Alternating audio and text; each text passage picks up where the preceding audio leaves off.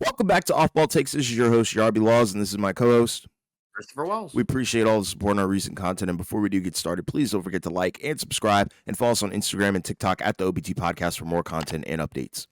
Yes, we are here. We are here for Monday's episode. We are back from Las Vegas in our normal locations, right? And we talked about some of the observations that we had on day one of the NBA Summer League. So if you want to see that, you can check out our last video, right?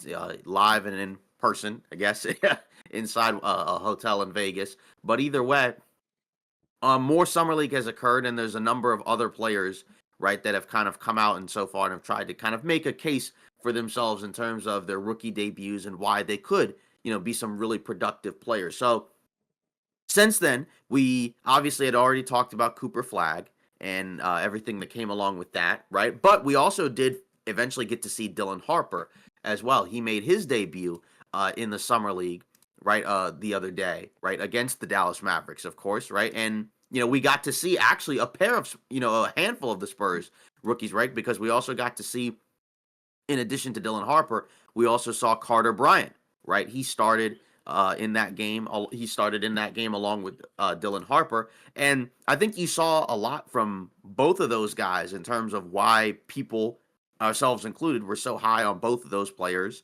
and why those guys are going to be really helpful for the Spurs. So you saw with Harper, he was 0 for 4 from 3 in that game, but he still had 16 points, 6 rebounds, 2 steals, a block. He did flash a lot of really good things because you saw offensively, like just his ability and his handle and his quickness to kind of just get anywhere he wants to, right? He was able to get to the free throw line 7 times, which is a pretty good deal. But then also, even despite him kind of being labeled as a scorer, you kind of also saw the level of effort and energy that he was playing with. Because again, he had 6 rebounds, including one where he followed a miss and put it back up and in. He got a few buckets in transition as well, running the floor. Even made some big defensive plays too. He had a chase down block, had a couple of steals. So he really did flash a lot of what I think a lot of people want to see from him. Of course, obviously we'll see if the jump shooting comes along when he's in the NBA, right? Because then he's gonna be playing with some of the other guys, and that's gonna be the other cool part too, to see how does he mesh with all of these other players on the Spurs, because he's not going to be number 1 in the pecking order like he is on this Summer League team, right? He's going to be potentially 3rd, 4th guy in terms of like what the offense is going to run through, right? Because Wemby and Fox, that's your 1-2 punch, and then after that everybody else is going to kind of chip in. And then with Carter Bryant, you saw a lot of the defensive chops from him, right? That's kind of the thing that he's supposed to be really good at. Is he's supposed to be a terrific defender, and he was picking up guys full court. He was being physical. He was using his length. He was using his IQ. This defensive stats, like in terms of stocks, right? You don't really see that, but that's not really the important part. When you actually watched him play, right, you got to see him basically kind of muck up a lot of what Dallas was trying to do offensively. Even a guy like Cooper Flag, right, at the end of the game, who played very well. He had 31. He kind of commented about how the way that he was being guarded was exhausting. And a lot of that had to do with Carter Bryant and the defense he was playing. Obviously, offensively, he was 0 for 7 from the field and 0 for 5 from 3. So not great there. But again, he's going to be playing when he's on the Spurs with a number of other, offensive guys where he can kind of just do some cleanup duty, right? He can I'm sure he'll be able to get some plays off the ball, cutting back door, probably crashing for some offensive boards. Again, the threes are going to have to fall at different points, but he already has seemingly one very high level skill, which is his defensive ability. And that's something, again, that you can't have too many of. Obviously, we'll see what the offense looks like, but I'm not too worried necessarily about the offense in the Summer League because, as we've said, you got to take this with a grain of salt. And hey, sometimes in the Summer League, guys will get decent looks and just miss them. It's more about, can they get some of these shots off? What does it look like? How consistent is it? And I think you got to be really impressed by what you saw from both those guys. Yeah, for sure. I think they're both as advertised, right? And I think the Spurs, they have a lot going for them for sure, right? Dylan Harper, that's going to be huge because we already know, that he can operate in the pick and roll and play off ball, right? But he can also be, a great facilitator. And like you said, he showed flashes of defense, right? He's not going to be picked on. You can't pick on this guy. You can't really target him. on the defensive end because he's going to give it his all every time, and those actually might turn into stops on the defensive end. So that's pretty cool. But offensively, his game is so smooth. He knows he gets to lanes that I think people don't really realize how tough it is to get there, especially at that size. And he does have a size advantage, especially when there is a mismatch, between, a smaller guard and stuff like that. His ability to get to the rim. I think the main concern is going to be, the jump shot, right? And that's going to be with both of those guys, Carter Bryant included, right? Carter Bryant has a lot of athleticism, can hit knockdown threes in the corner. Didn't really in the second game, but like you said, defensively is where he's going to make a lot of his money. And yeah, he's a dog because we already know that he's able to be switchable and guard 1 through 5. And there's really, I think that's really really underrated, especially on this Spurs team where he's going to be paired with Wemby. So that front court is going to be very scary, I think. Yeah, exactly. And that's the nice thing is that like when in watching them, of course we'll see what it looks like at the NBA level because they'll be playing against right NBA level guys as well, right? It doesn't really feel like you have too many concerns about them from a defensive standpoint. They don't look overmatched. They don't really look like they don't know what they're doing out there. They both, I mean, Bryant looks like an elite defender, right? Harper looks like he'll be like a decent defender, right? Worst case scenario, right? Like you don't look at him because we were watching the game and we were sitting next to each other and we were talking about, yeah, he doesn't look like a guy Harper, right? That's going to be a guy that teams are going to pick on defensively, right? He seems like a guy that can hold his own in most matchups because, like you said, that size advantage at the guard spot. So again, as advertised, pretty much where we were all very high right on him because I think for the most part we kind of looked at this draft as Cooper Flag, Dylan Harper, your 1 and 2. And then after that, you have a number of other solid players, right? Some of which who are going to also be really good from 3 onwards. So we didn't get to see much of Edgecombe though, because again, he didn't play. He didn't play while we were there. I think he's only really played once in the summer league. He played in the Utah one. So yeah. Then moving on, you also have over at the Portland Trailblazers, right? Young Hansen for the center, right? Who was drafted number 16th overall. He made his summer league debut. He's played in a couple of games, right? And he showed a lot of flashes of why Portland must have been very high on him in this draft because you saw, a level of skill, mostly on the offensive end, right? You saw really good touch, but obviously the stuff that was going viral was his passing and playmaking ability because we saw in that first game, right, where he's like at the top of the 3-point line, kind of searching and waiting for cutters and movers off the ball, and he's able to quickly spot them and just give them free opportunities around the basket. The crowd pretty much went nuts from a lot of Blazers fans in the audience as well, so that's a key part there. But just as a whole, right, the comparisons to Jokic, right, everybody's made them. You can at least kind of see like some level of a foundation, right, from the passing and playmaking ability. We'll see if the jump shot, right, can be Jokic level, right, because he made a couple, right, but, we'll have to see if it translates to, the regular NBA games, of course. And then even like defensively, you saw some issues. Not that Jokic is known for being a strong defender, but, he's improved over time. So either way, like, if this type of stuff translates when we see him play, and I don't feel like it shouldn't because you see the size, he moves relatively well for a guy his size, and clearly plays, in a very smart, high IQ fashion, right? That could be a potential steal for the Blazers, right? Because again, he was a guy that was mocked much lower than where he was drafted. I think most people were kind of questioning, like, is this really a good pick? Does this really make a whole lot of sense? Of course, they still have some other front court guys. They had to get rid of DeAndre Ayton to kind of fix that situation. Mm-hmm. So now I guess there's quote unquote minutes open at the center spot, right? Because Ayton was starting, right? So now that clears the way probably for Klingon, if I had to guess, to start, and then probably a battle between like Robert Williams and Hansen for the backup center minutes, right? I mean, I guess maybe you could play Williams at the 4. Now his issue is he can't really stay healthy, so maybe Hansen just gets a bunch of minutes anyways. But, there was a lot to like.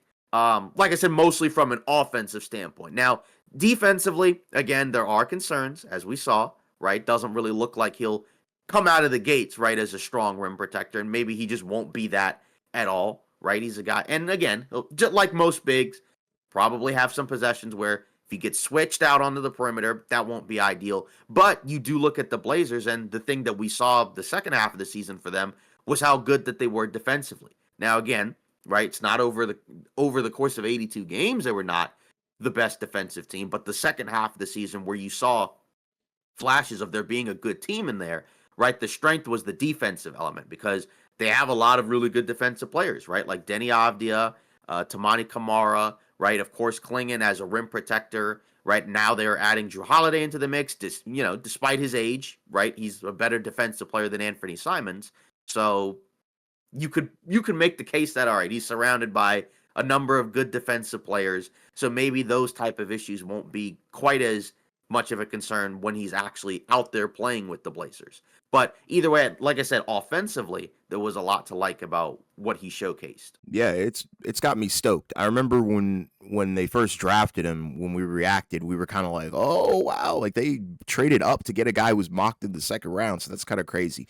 But I don't think there's an issue with it now. Like looking at it, I know it's a very small sample size, but like you said, offensively, he's got the intangibles, he's got the IQ to be somewhat of a Jokic type player, right? And I think through the couple games that we've seen from him, honestly, it wouldn't surprise me if he's one of the next, hubs, in terms of, one of those guys at the five, right? Like, with the ball in his hands a lot.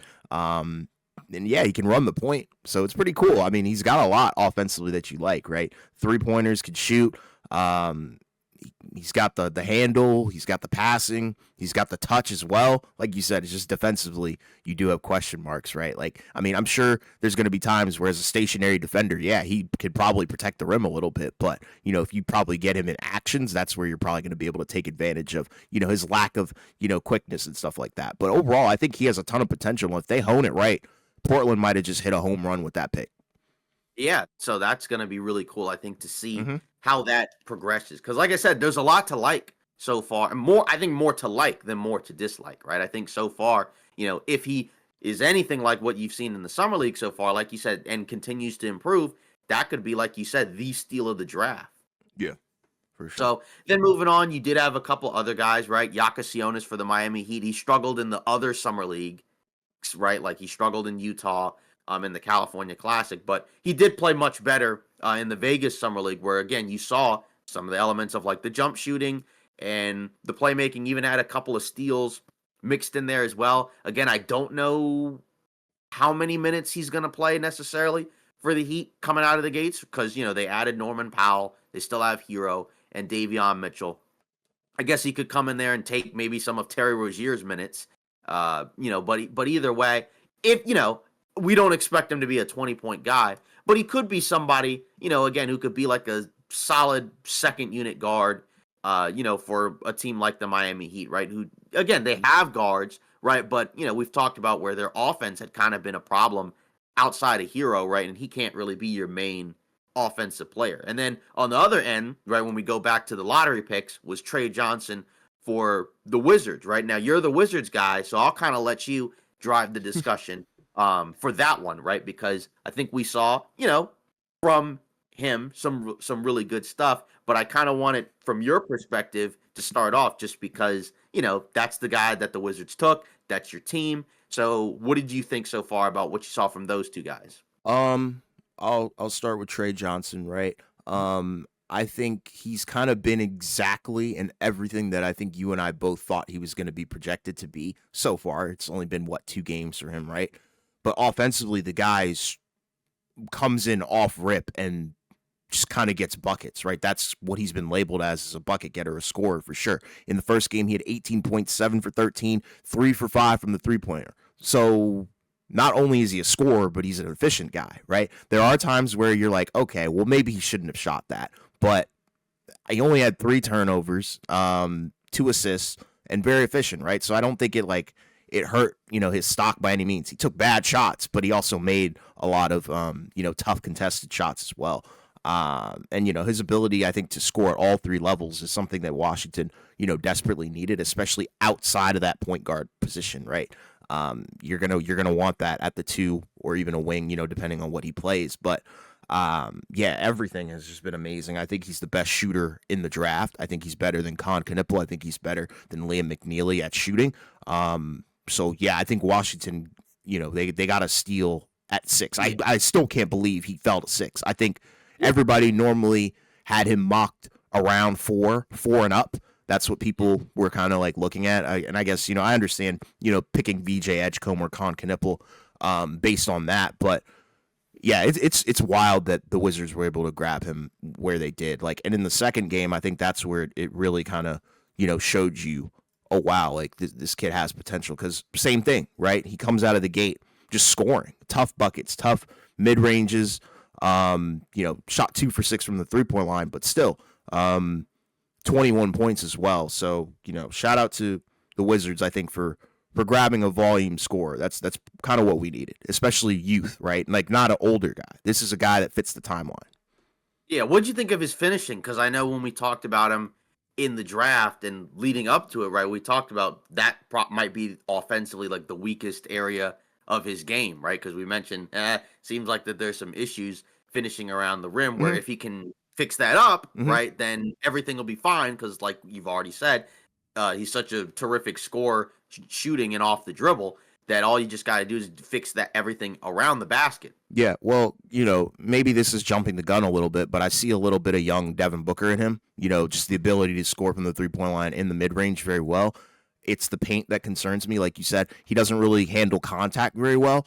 And I think if he can kind of transform his game like Book did in terms of, figuring out that floater, and finesse a little bit more around the rim, I think he can truly be, the Book 2.0. But we'll have to kind of wait and see. But yeah, that definitely was something that I noticed where if it wasn't really a semi-open floater, it probably wasn't going in. But I did like the hustle and, getting second chance points and stuff like that. But yeah, that does need some work.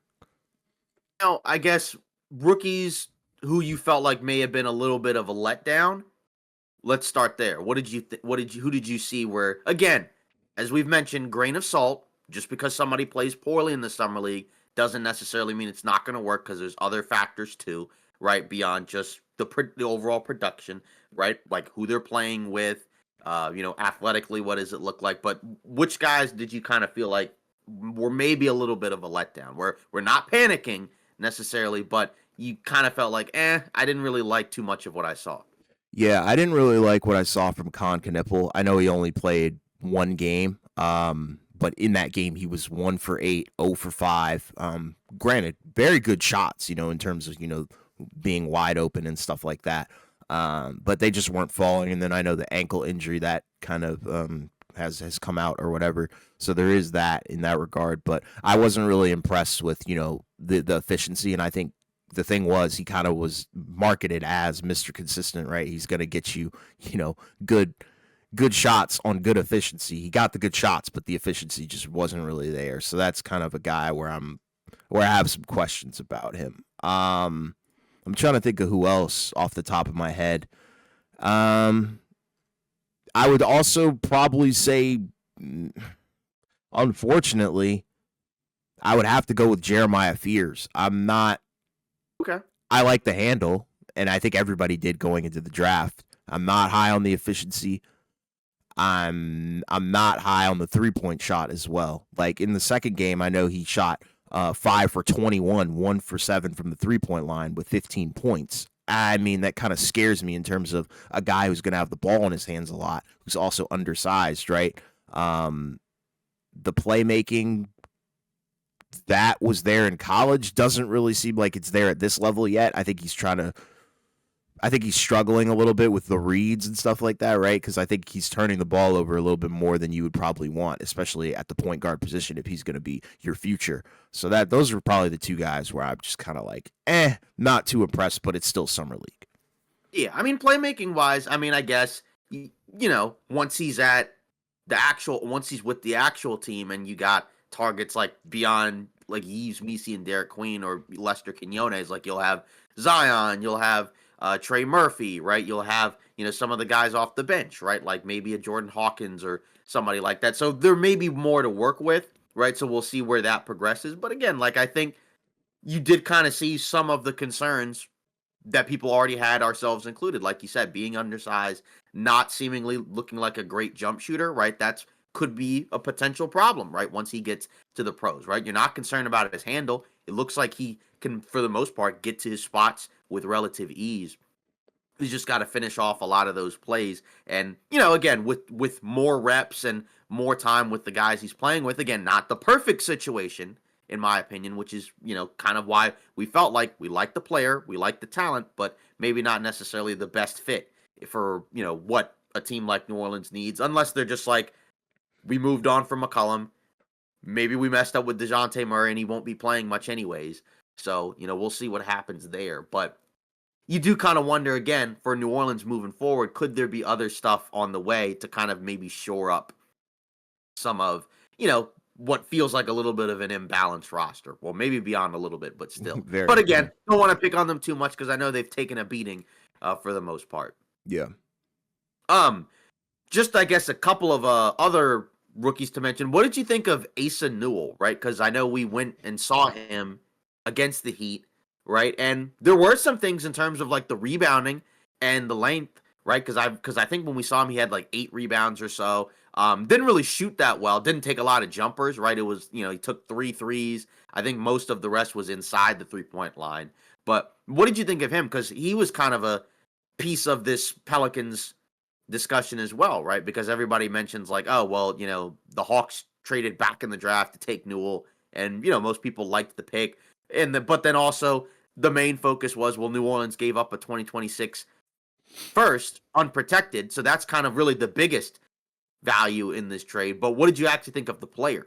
Yeah, I mean, the first game that we saw, I wasn't really impressed, right? Like, I mean, he stuffed the stat sheet, sure, but offensively, I think it was a bit of a letdown. But in the second game, he was much, much, much better, more efficient. 4 for 5 from the 3, 7 for 9 from the field. So, and 11 rebounds to go with that. So, I think he might be the perfect complement to Trae Young down there, right? He's going to be, another guy like Jalen Johnson, that can get after the boards, that can hopefully space the floor as well, and also has a little bit of athleticism that I think Trae Young could potentially unlock. So I think the pick it's 50-50 for me right now, but if it turns out and works out, in their favor, I think it's a home run for sure. What did you think of also, I guess, Kaman Maluak, right? So obviously he was another guy, right? Number 10 overall pick, right? It was in the Durant trade. We knew Phoenix was looking for a center in the draft. They got one. He's a big guy. We saw him in person. He didn't play in the second game, so we only got to see one game of him, and he played 21 minutes, right? And so his stat line was a little bit, like, misleading somewhat, only because some of what we saw was in terms of like some of the production was towards the end of the game. But again, you did see pieces, moments, right, where you're like, oh, wow, there is something here, right, in terms of like, he blocked a couple of shots. He was a big physical presence out there. But then I also look at it and it's like, well, look at some of the, as I mentioned before, the guard play, right? Like you had Kobe Brea, who looked really good. Also should mention him, right? We liked that pick at the time, and so far he's played very well in these summer league games. But then, you look at Phoenix's guard rotation, right? But then, outside of Booker, right, it's not really a lot of good passing playmaking guards, right? It's mostly, guys who do other stuff. Then obviously if Beal leaves, right, then that's minus another guard that's got some ball handling playmaking skills. But what did you think of him? Yeah, I mean, it's tough, right? Because I think we saw arguably one of the worst sequences in the summer league from him, right? Where he got blocked by a guard, Bub Carrington, who's like 6'2", 6'3", cool, on a 3-point attempt, by the way. And that's something I think we'll get into in a little bit. And then down the floor, he got back in transition and got completely mushed and bullied out of the way by Keyshawn George. Granted, he got the last laugh because they won, and he had, a couple of spectacular blocks. But offensively, I'm not sure what to expect from him, right? Because in college, he had, one of the higher, efficiencies within the paint, right? And that's great, from a 7-footer, right? That's what you want to see. But in this game, I didn't really feel that. And granted, he's going up against Alex Sarr, who's a notorious known rim protector in the league at this point. But I don't know what to expect from him offensively, right? Because in this game, he came out jacking, right? He came out shooting 1 for 6 from the three, and I didn't really know he had that, in his bag completely. I knew he had shot threes at Duke, but for him to come out there and attempt 6 threes, and the Wizards were kind of giving it to him, that was kind of interesting. But defensively, I think he's awesome, right? Outside of that one play where he did get, bullied out of the way, yeah, he was aggressive. Shut down the paint. So I think it's a good pick, and I think both of those guys, Kobe Bryant and Malawach, yeah, those are home run picks for sure because it's setting yourself up for the future. I know we didn't really get to see Rasheer Fleming, but that's Yeah, besides the he point. didn't play. Yeah, but Malawach, I mean, I think he has the potential to be good. It's just a matter of getting the raw stuff out of the way and figuring out, okay, is he going to be a stretch big or a lob threat? I think they need to decide that now, rather than figuring it out during the season.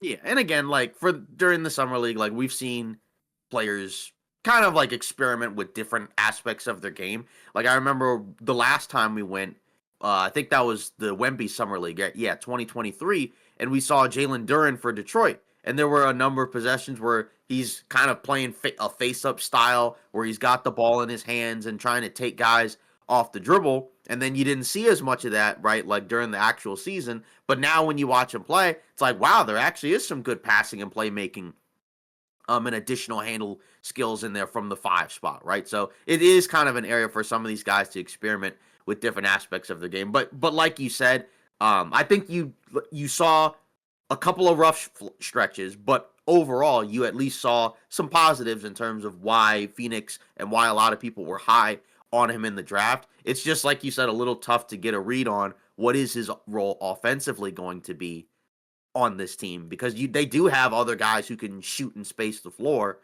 right? But it's like, hey, if he can take and make them, then there's no reason not to do that, just because, stretch fives can also be very valuable in the NBA, and double if they can also be a presence around the basket too. So if he can get the jump shot, figure that out, that's great. But it doesn't have to be a requirement, for him to be whatever a good version of himself is. For sure, yeah, I agree. Yeah, and then we also mentioned Liam McNeely, and we mentioned that we liked what we saw from him as a rookie. Again, his shots went down, but he also showcased some other things beyond jump shooting, like his ability to play off the ball, right? Kind of operate in handoffs, operate in space, like attacking and driving, right? Floaters, some other things other than just kind of, hey, I'm open at the 3-point line. Right. Give me the ball and let me take these shots. He showed some all around offensive skills, right? Where we've looked at the current NBA, where it's like it's the archetype where it's just a guy that just stands around and just catches and shoots, right? That's kind of gone. Like ideally now, if you're gonna be a shooter, you have to be a little bit more than just a catch and shoot guy. Ideally, you can be a movement shooter. Can you, like I mentioned, play off the ball and get to the basket, right? Maybe get to the free throw line, maybe flash a floater. And I think you saw a good offensive package from him. Yeah, I agree. I mean, he gives me like prime Duncan Robinson vibes, right? Where he's going to be able to knock down threes, but at the same time, he can get, off the ball and do some other amazing things. So I think that was a great pick, and we both liked that when it happened. We liked the combo, actually, of Con Knipple and Liam McNeely, right? Because those are kind of the perfect complements to your two guys that you have, Brandon Miller and LaMelo. Yeah.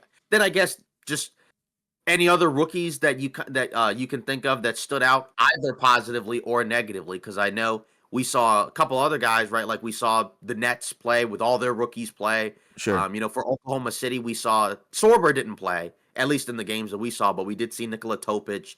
But are there any additional guys that you kind of saw that you want to comment on before we move on? Kasparis, Yaka Jonas. I think, he looks up and down, but I want to focus on the positives, right? He has the potential to be a great shooter for sure, and a great playmaker. I think the passing is there, the intangibles are there, the feel for the game is there, and I think that's what you're going to notice with a lot of players, who are from, overseas, but also still went to college. They got a feel for what the pace is going to be like. And yeah, I was thoroughly impressed with his good game. I know they lost by, I think, 7 to the Hawks, but at the end of the day, I love the efficient version of him, right? Because he's getting to all his spots, drawing the defense out, and that opens up opportunities for a lot of his teammates. So I think he's going to be a great fit there. And I think, if they can figure out if they want him to be a 1 or a 2, I think that's going to be really, really telling. Because if he's a 1, I think that elevates that team a lot, especially if he's going to potentially be the backup or the starter. Yeah, and then just I guess to kind of close it out, what did you think of some of the Nets guys? Um, yeah, that was a tough one. I wasn't really impressed with a lot that I saw from them. Demean, not really sure how I feel about him yet at this moment. At the time, I thought that the pick was a reach. I didn't really understand grabbing him there, especially if you probably could have gotten him a little bit later. But I know in the second game, he played a little bit better, but not great, right? I think you see the potential where it's like, okay, if he could, figure out the jump shot, then I'm sure he would be much better than he is right now. But at the moment, kind of slow. Um, can't really get to the rim all that well, while also being kind of a weird passer. So I'm not really sure how I feel about him. Danny Wolf, I think I'm fine with. He's kind of been playing exactly how I thought he was going to play. Good on the boards, efficient offensively as well. And Nolan Traore, kind of the same thing as Demean, but a little bit different because they're completely different players, right? Efficiency is kind of what scares me. I think he has all the intangibles to be a great point guard in the league. But it's just a matter of, jump shots and, not really being able to get to your spot, because I think that's one thing that I look at with a lot of these guys. Sometimes, like, they may not hit all these shots, but if they can get to their spots, it makes me feel better about them. And to be honest, I haven't really seen a lot of creation from those guys. So that's kind of what scares me. Yeah, and that's a good point, I think, that you mentioned there, where it's not just about makes and misses, but it's what's involved in that. Like you said, can they at least get those shots off where, okay, they can get their shots off against at least guys that could be NBA athletes, right? Obviously, it'll look different once they get to the NBA because they'll be even more athletic and physical guys, but can they get those shots off? Do they look overwhelmed, right? Physically or athletically? That could be a cause for concern when you see things like that, right? Whereas, we saw some other guys where it's like, they got off good shots, they just didn't fall, right? Things like that. How does the decision making look? So I think that's a great point. Second year guys, right? Mm. What did you think of some of the guys that have already been here, right? And then this is their second year, and ideally they look like one of the best players on the floor out there.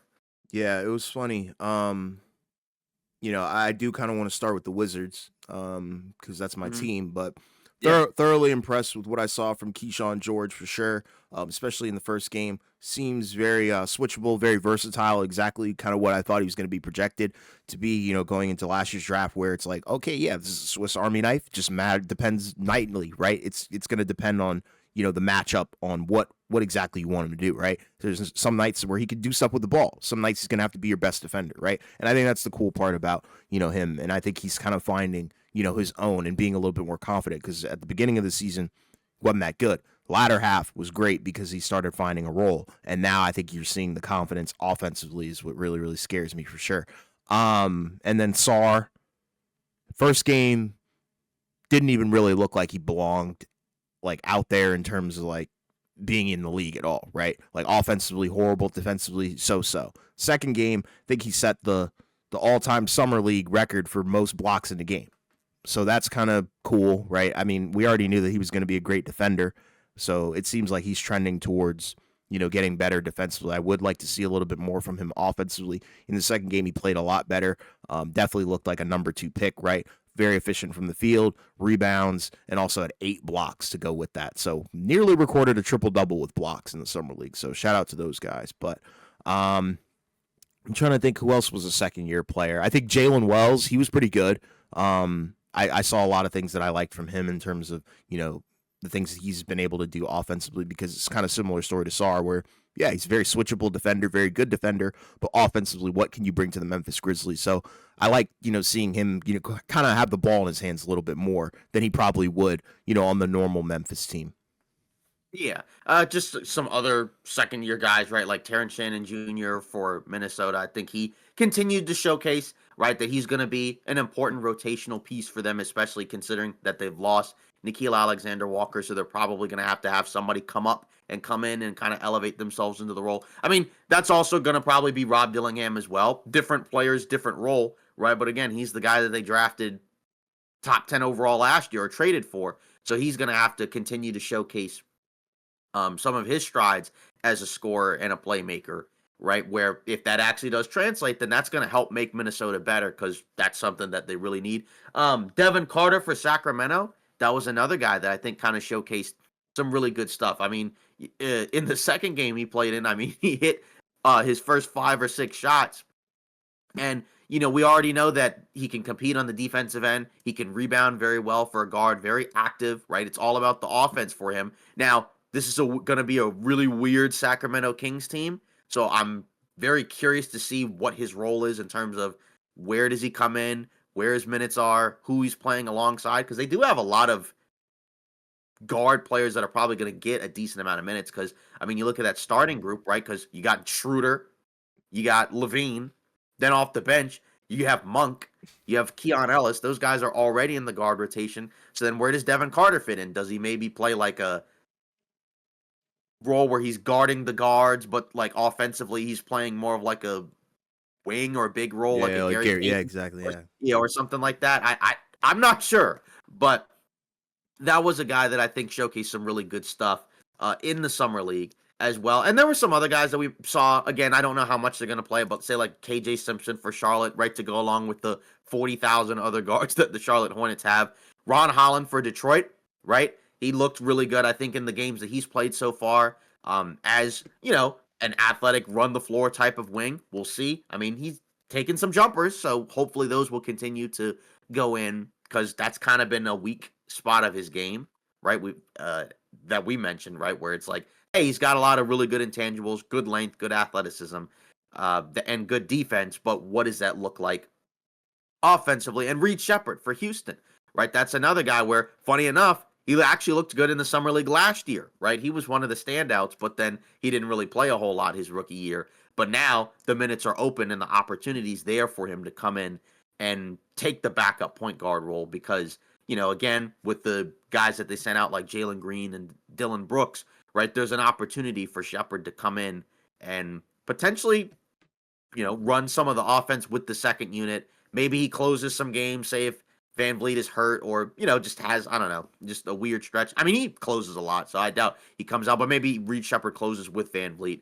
And we'll see, like I said, what that looks like because those roles are going to be different because, like I said, who he's playing with is important because he'll be playing with some better guys in that second unit once he's there. Anyone else? I mean, I think you and I hit on all of them, right? I mean, and it's kind of interesting because I feel like I low key wanted to see more, second year Yeah. guys because I think last year's draft class was one where people were obviously very low on it, but towards the end, I think we saw a lot that we liked, but I still kind of wanted to see some more of the younger guys, participate. Like, where was Arisa Shea? I think he had a great rookie campaign, but not good enough to skip out on the summer league. I think Castle, same thing, great rookie season, rookie of the year, but I think you could have probably put him on the roster. Granted, that might have taken away from, some of the guys that they do want to give opportunity to, right? They kind of want to see, the Dylan Harper show. So I think I do understand that in that regard. But, overall, I think, there were guys that I think were sorely missed from this for sure. Yeah, a couple other guys to mention for Utah, right? Cody Williams and Kyle Filipowski. Those guys looked. I mean, Filipowski looked like a good rookie already, and looks like he could be primed for another step forward in year two. Williams was the guy where everybody was high on him in the draft, including us, and then he just was not very good or very impactful as a rookie. But he looks a lot better, right? Especially on the offensive end, which was kind of the biggest area because it just felt like he was a complete zero offensively for most of last year. But now you kind of see, okay, he's willing and more comfortable to take jump shots. He's able to at least attack off the dribble and get to his spots around the basket. He can get out in transition. So it seems like that there's some offensive growth from him, right? And like I said, Filipowski already had a really well-rounded offensive game, and he looked pretty dominant in the game that we saw And then also, I guess we can mention, say, Khalil Ware.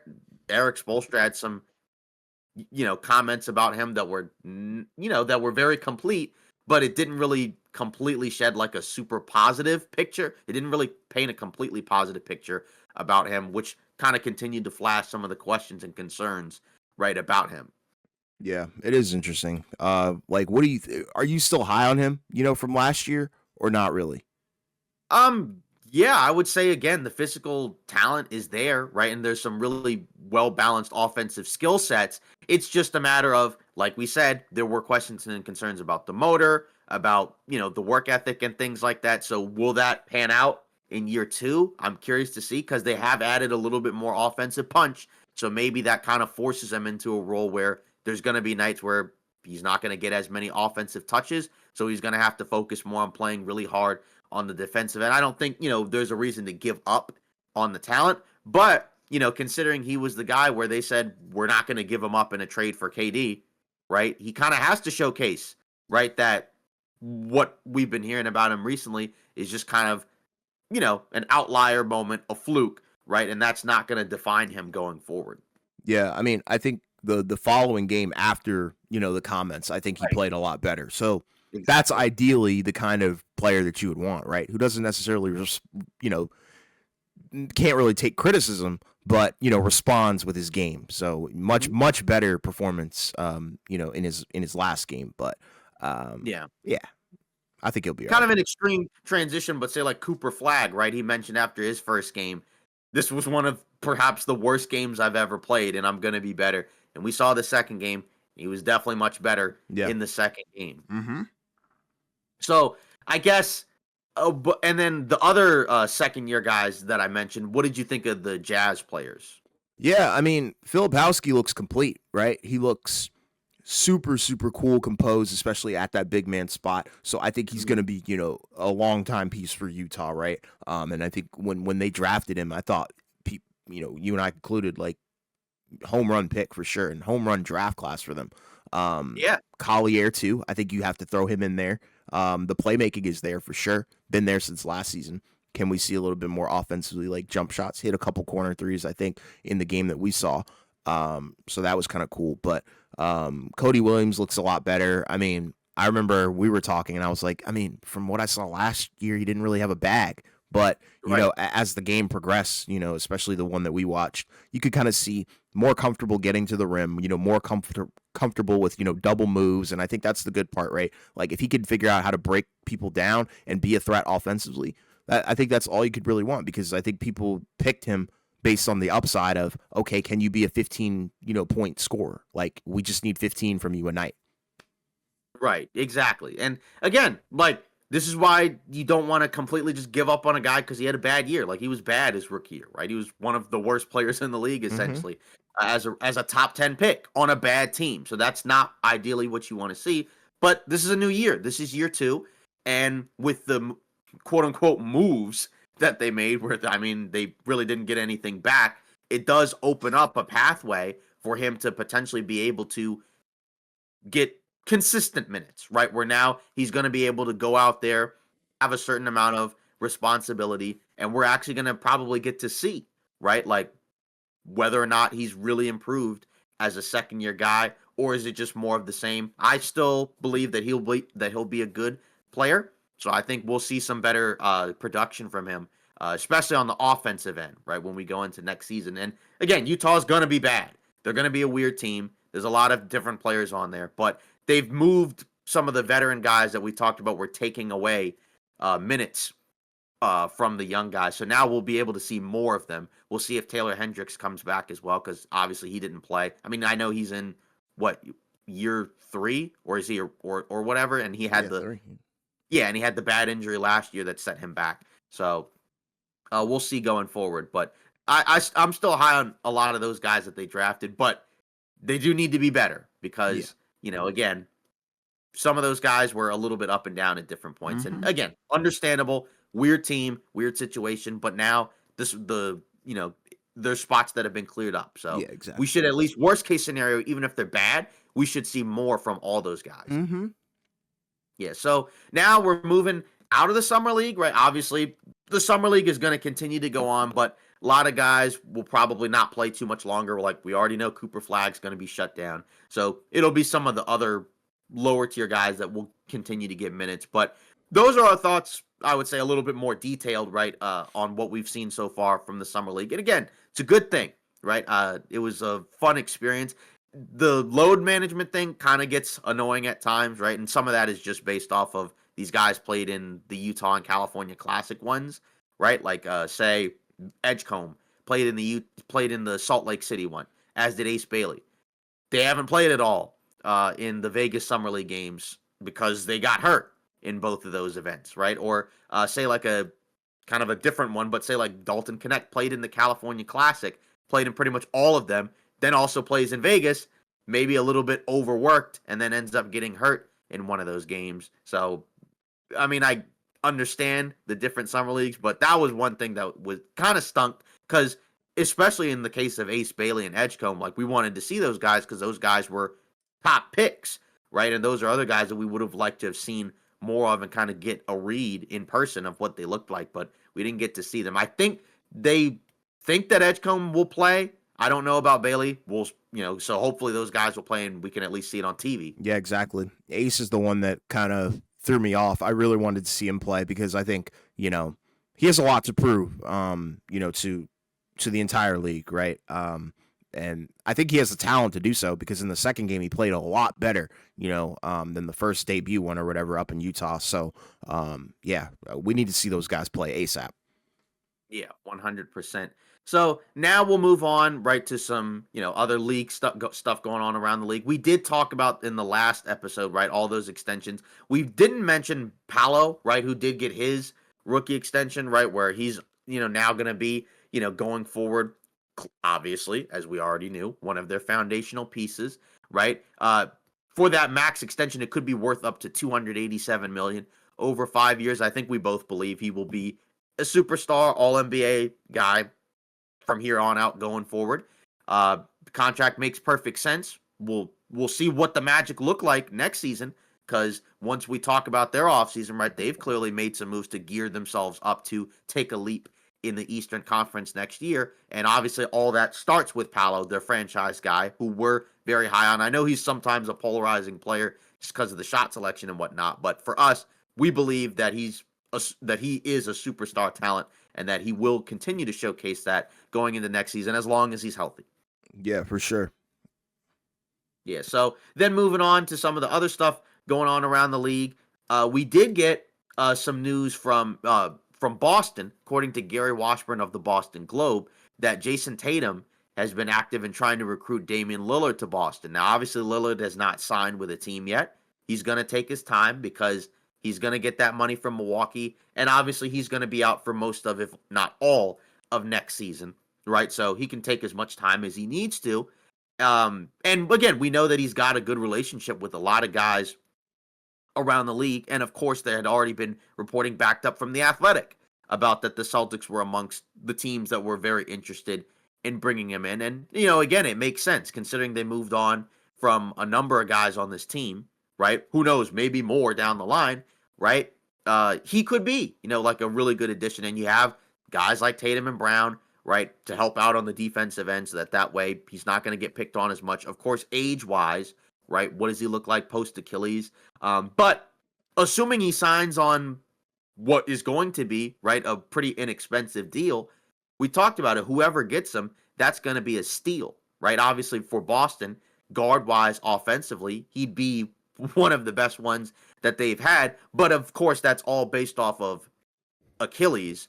But even if he's a little bit worse, at the very least, you have Tatum and Brown as your foundational pieces, so you don't have to have turn back the clock Portland Damian Lillard the way that Milwaukee probably needed from him. But again, I don't know what he's going to look like post-Achilles, but if they could get him and he's able to rehab with the team and be with the team and, everything else, then we'll probably see either at the deadline or next summer, maybe they make some other moves to kind of get back into it, but probably not anytime soon because right now the goal is to stay under that second apron, which makes sense, right? Because they're not going to be in the mix this year. Yeah, I'm very curious to see where Dame ends up, and I think the Celtics should definitely be, one of the top, contenders to get him, right? Because it's like you said, if they can get him on a very cheap deal, that's going to be amazing. Because I think no matter what he looks like coming off that Achilles, I think it's still going to be at least a resemblance of Dame. And I think Boston would need that 100%. So that's going to be really cool if he goes there. But I have heard other places that I'm equally as intrigued with. What did you think of some of the other teams that have been mentioned? Because I know what was mentioned. Miami's been a spot mentioned. Hmm. Golden State's been another one mentioned because I guess he's from the Bay Area, Hmm. although they're in San Francisco, but still, Yeah. he's from Oakland, but still, it's still a Bay Area. But what did you think of those spots? Do you like those more than Boston? Yeah, I think I like the Warriors one a little bit more than Boston, right? Okay. It all depends on the timeline when he's going to be back, right? Because it's not like he's going to be playing, most likely this season. We'll see though. It could happen, but I think he needs to not rush it, right? That's the key with injuries like that. But the fit between him, Steph, and Jimmy would be insane. I would love for that to happen, but Boston makes just as much sense. That's why I was like, all these teams make sense. It's just a matter of, what do you like more? My only concern with the potential Golden State fit is just the fact that you'd start getting into that tier of, all right, you got a lot of guys that are going to be playing significant minutes that are on the older end, right, of the rotation, right? Because, assuming, we don't know yet, but assuming all signs point to they're at least going to get Al Horford.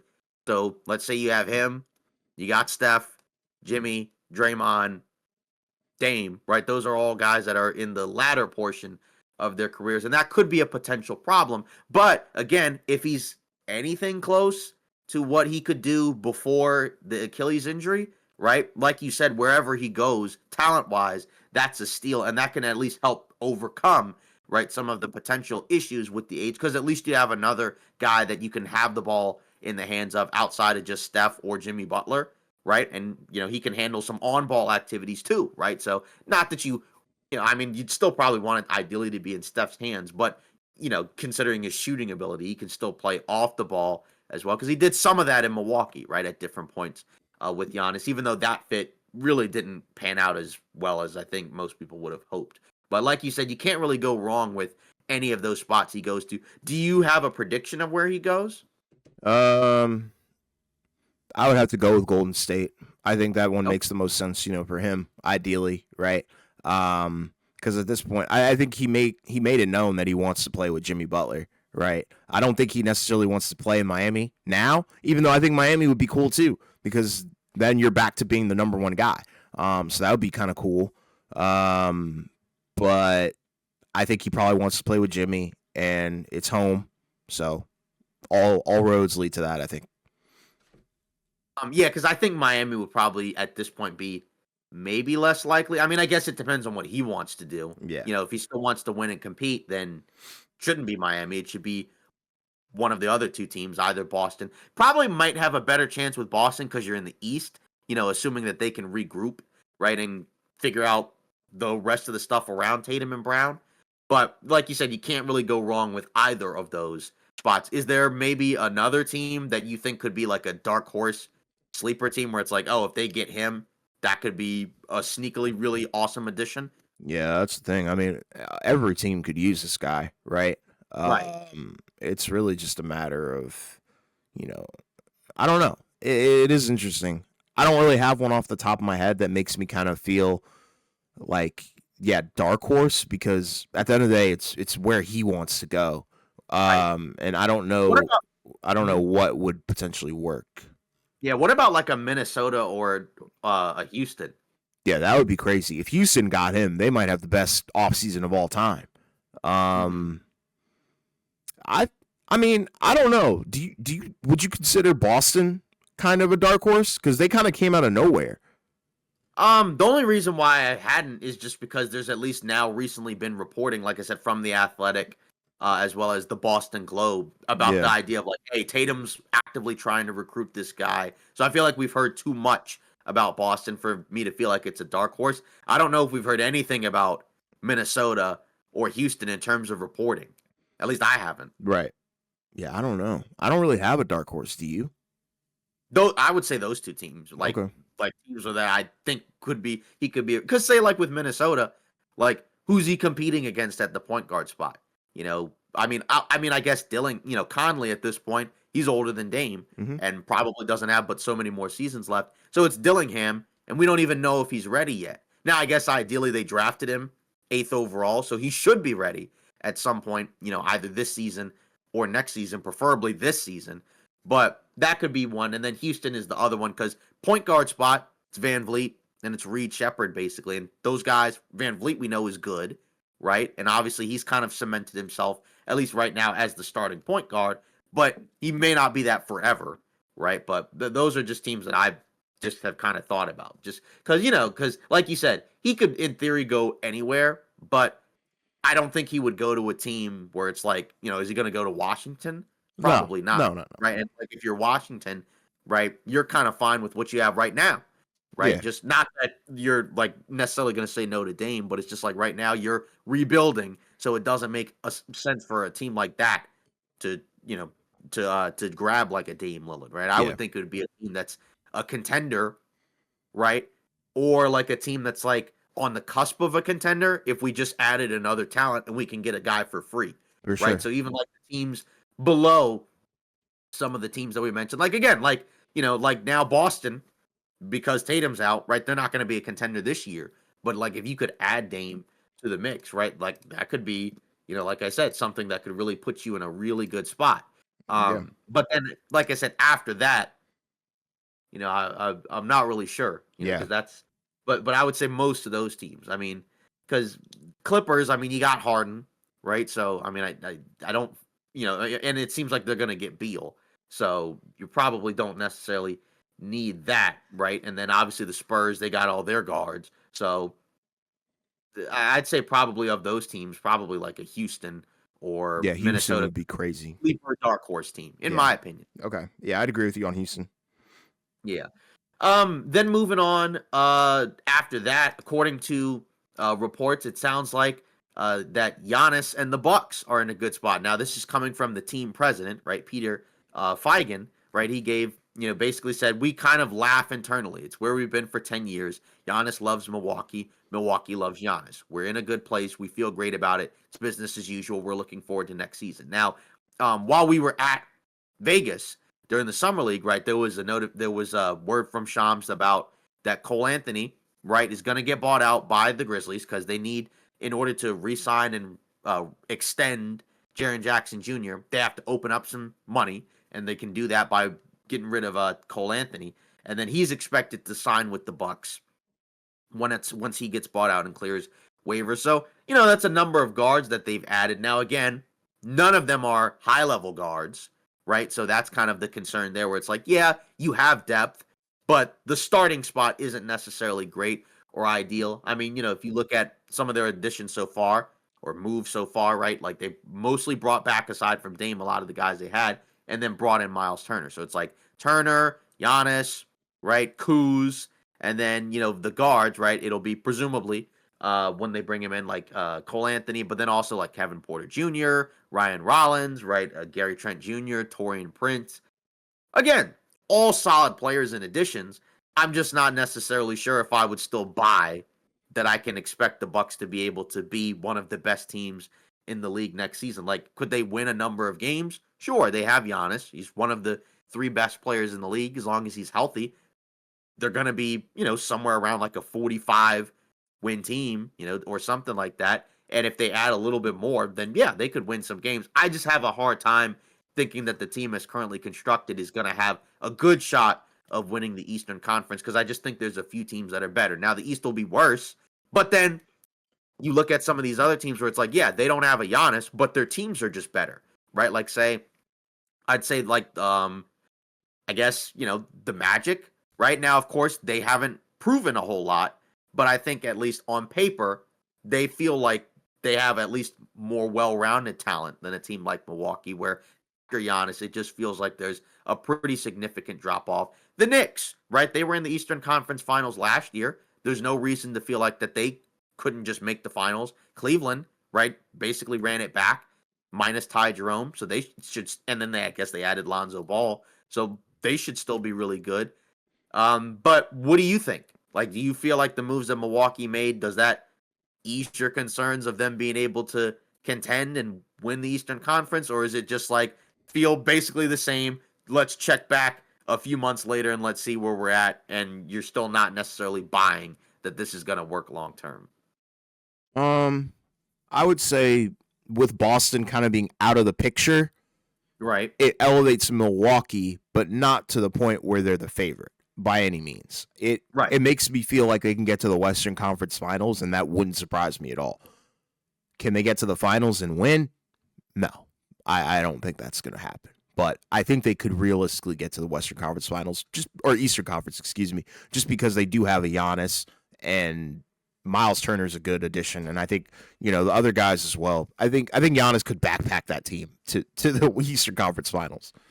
Because again, it's just funny because I think the thing that tripped us up in the postseason this past season was just the fact that we saw some of these teams where it's like, hey, they got two of the three best players, or they have the best player. Then we watch them, and then they lose, right? Even though it's like the Bucks have Giannis now, obviously Dame has the blood clots, and then the Achilles tear. It's like, well, the Pacers just were the better team. Or we watch the Pacers and Knicks, and it's like, well, yeah, the Knicks have Brunson and Towns, but the Pacers were just a better team.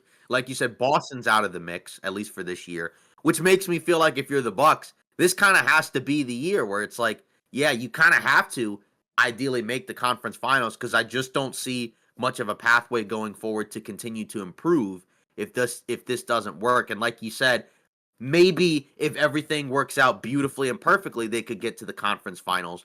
But I think that's probably the absolute ceiling, and I think they'd have to be really fortunate. Like, I think you'd have to have one of those other teams get knocked out, maybe a couple injuries, which we've seen happen many times over the course of the NBA. So I can't rule it out because they have Giannis. I'm just skeptical that ultimately this is going to be good enough long term. But Mm-hmm. hey, like the guy said, like, he loves Milwaukee. Milwaukee loves him. And it could just be as simple as that the relationship by and large is good enough that, hey, we did win one.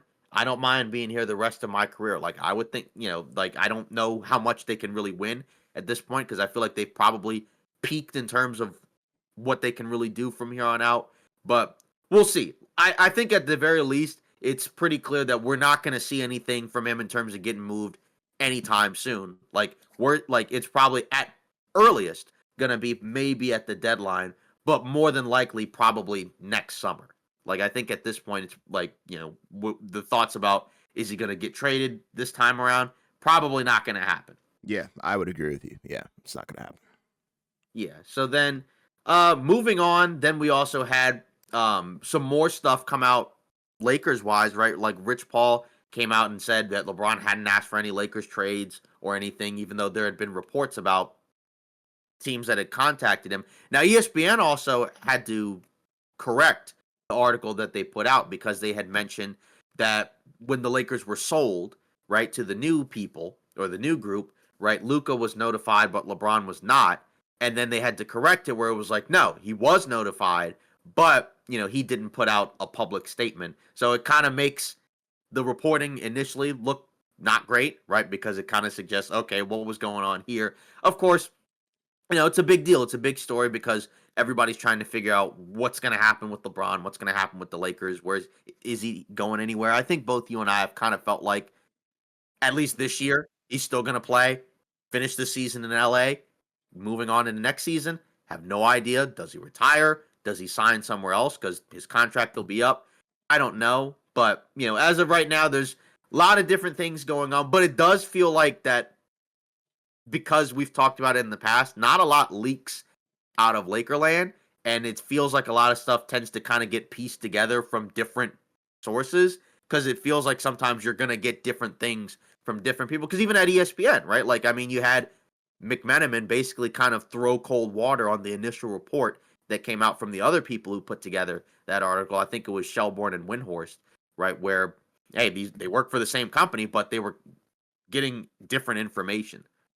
Yeah, you're right. Yeah, it is. It is interesting. It's a wild, I think, situation where it's like, yeah, all this misleading and miscommunication brought us to one point. But yeah, I think the future is definitely up in the air now. And then Last but not least, right, earlier today before we got on, right, there was from Shams, right, mentions that Kobe Altman, the president of the Cavs, right, he's agreed to a long-term extension up until 2030, the 2029-2030 season, right? So, president of basketball operations, Kobe Altman, he's been there what since like LeBron's last year in Cleveland, right? I think that was like his first year there. And so now he's put together a team that's been, a fixture in the Eastern Conference playoffs for the last couple of seasons. Just came off of a 60 plus win season, although they got embarrassed by the Pacers. But I think by and large, they've handled this offseason well. Again, maybe you don't like the swap of Ball and Okoro, but I think we both felt like there's no real need to completely tear it down. I think obviously everybody had questions about what was going to happen, but things changed with Boston being out of the picture next year in terms of championship level contention, as well as it seems like the Pacers, right? Like maybe they'll be a good playoff team, but they're not going to be a championship level team like they were last season with Halliburton not being able to play. So if you're the Cavs, you're pretty much right back where you were last year, where hopefully in theory you're healthy, which they were during the regular season, and then you can be healthy during the playoffs, which they were not. And then maybe just another year with these guys together. Maybe Mobley continues to get better, right? Or something like that. Maybe one of the guys that they drafted can actually be a real rotational piece for them next season. They lost Ty Jerome, but they replaced him with Lonzo, who so far has not been available consistently for the last few seasons. But no real issues with anything they did because they were one of the best teams in the league last year. So let's just see if it works out this year because it might. Yeah, I think they're going to run it back for sure. And that's a smart thing to do. I think in this situation, there's no need to drastically overreact. You had a bad postseason, an unhealthy one at that. But yeah, I mean the East is ripe for the taking. So why not just run it back? Yeah, that. I think they handled this one correctly, and some of the decision making, right? I mean, a lot of that. That's why he's getting the extension because I think he's done a good job in Cleveland. They've gotten better the last few years, and their worst case scenario, right? Like they are a contender. Worst case scenario and best case scenario, it could be a championship level team, especially in the East. Coming out of the Eastern Conference, right? Like I think they're going to go into next year as the favorites in the East, and we'll see if they're actually going to be able to break through this time around. Yeah. Yeah, so that's pretty much it for today's episode of Off Ball Takes. Again, if you want to see what we thought about day one of the Vegas Summer League, you can check out the last episode where we're in person live in Vegas.